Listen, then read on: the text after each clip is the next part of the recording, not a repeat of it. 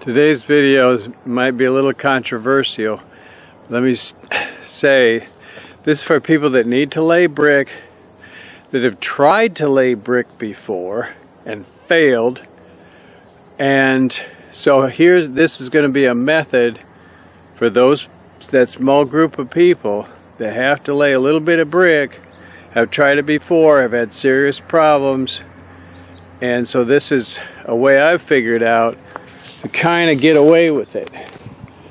So this isn't going to show you how a bricklayer does it, but see, that's pretty, I've done, starting about in here somewhere. I laid one row, I think I started here.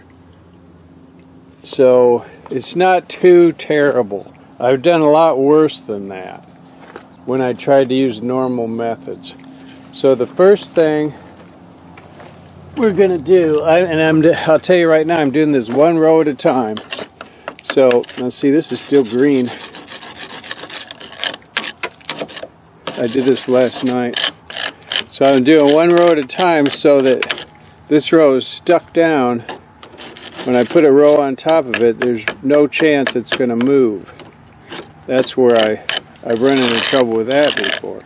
So kind of knock off the main anything that's really sticking up. That's the first thing we're going to do. Then we're going to mix the mud. I'm using a little black pan, and it takes a surprising how much it takes. I'll show you. I have found to lay one row of brick, which is like 3.5 bricks, or 4.5, takes this much oatmeal container. It takes that much. It really surprises me.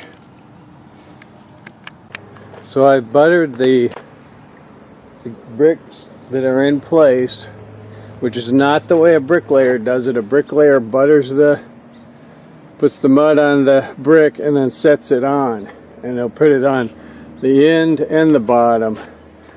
But I've had problems with that. It's hard enough to put it on like this, is what I found.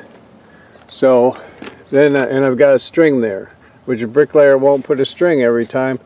I have to have a string every single time. So now I set the brick and see it's too high. So now I'm going to scrape a little mud off. I can push it down a little. I might be able to push it down enough. Okay, so that's good. And do this way too. So it's touching, right up to the string. And then keep going, keep about this here. Keep going all the way across, and then the last one will be a half brick.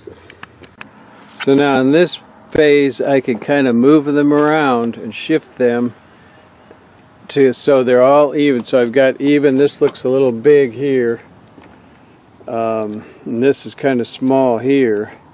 So I can shift them, which isn't really good, but, and see, they're a little low. Some are lower than others. And then to get them this way too. Now they look pretty good this way. This isn't the way a bricklayer does it, but hope we're going to end up with a, straight. I got a little chip right here that needs to be taken on.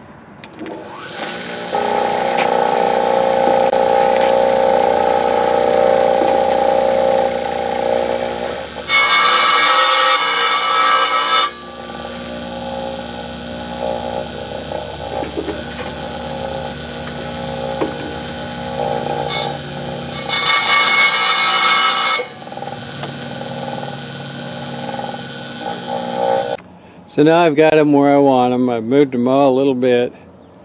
And, they say, bricks, you're supposed to have some variation.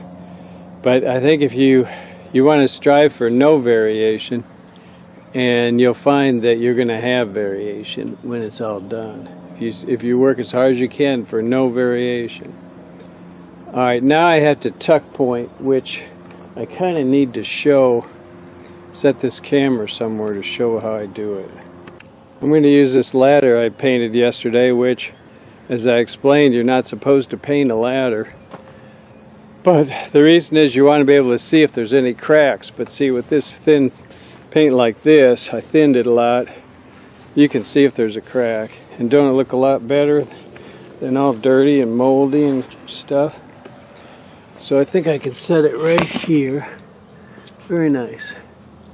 Now I'm going to get my tuck pointers.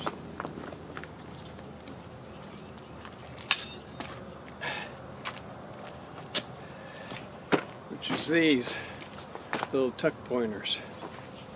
And I'm going to press mortar into those cracks. And this is important too, besides just the looks of it. These bricks really don't have any stability since I've been moving them around. So, but when I do this, this will stabilize them. And particularly when I put in here, which is difficult, this part's easier because you're horizontal. But when I fill this part here, that's what's really going to lock them in. Plus, I'll show you I dribble a little bit in there. And really, this isn't like I'm building a brick wall. I'm just filling in this space. Well, the bottom is filled in. That really didn't take very long. This is tuck pointing is a technique that's used on an old brick wall. You knock out the mortar halfway in, and then put fresh mortar on the outside of it. Now I'm going to try and get in, and I can take my string down now.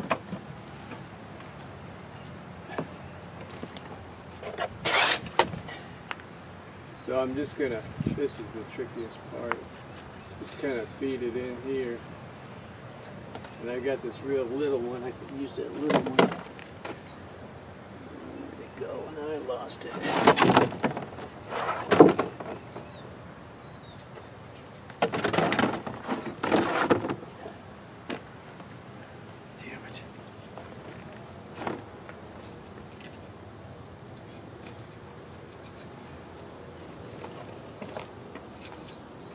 This is the trickiest part. But you really got to fill these in. Fill them in nice and tight. And that'll lock it. That'll give it strength. I need my little tuck pointer. I got a real skinny one somewhere. So after you fill the top, this is really the hardest part.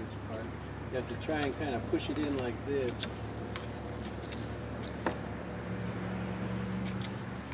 And it always wants to fall out, which is aggravating.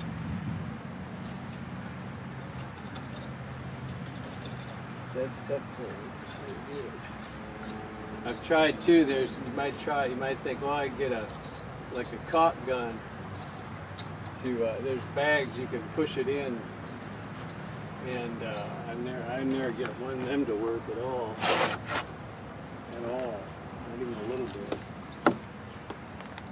But if the stuff works a little bit, I'll try and keep fooling around with it a lot of times. I've never got one of them to work at all. So it's almost done. Now the one thing I ought to be doing, they used a slightly curved tool, which I've got one somewhere. I know where it is. I need to run across this with that curved tool, clean this up a little. But one thing is, it stays green for a little while. See, this is yesterday. You can go like this after a couple of days, still clean it up.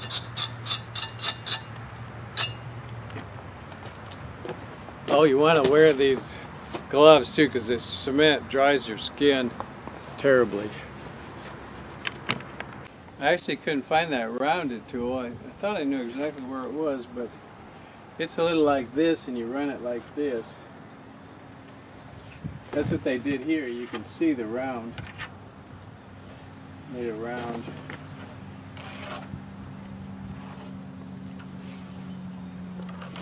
that. I found this too. I might be able to do something with this. Round it a little bit.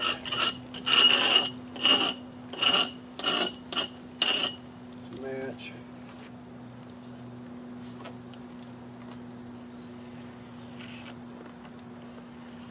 Don't really press it, just scrape off the extra. And then one other thing I've been doing since I move it, you break that bond. when you first set it, it makes a bond, a sticky bond. And when you move it, you break that bond. Basically, it's just sitting on top of the mortar, but it's sitting at least where I want it. So I'm doing this, real loose them up, and I'm just going to press it in one or two of these holes, and it'll go down and bond with the fresh mortar's kind of dryish, but it's still pretty fresh. With this wet, it'll drip down in there, and I'm just gonna push it in with my fingers since I have these gloves on.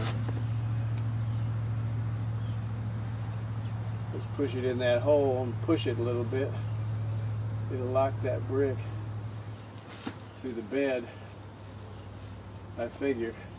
Again, this is not a traditional bricklaying technique. I think the primary purpose of these holes is so you can break it. You can break your half, make your half brick by just locating the holes in the center and breaking it. But they're not for this purpose. But I already explained all that to you. And I think if I didn't do this, it'd still sit. Because like I say, this tuck point is what really locks it in. It's kind of like when you grout a floor. When you lay a tile floor, you can just set those things on top. They're not really stuck all that good, but then you don't walk on it, so it solidifies in that position, and then after that, then you grout it, and that grout really locks it in. That's the way I figure it.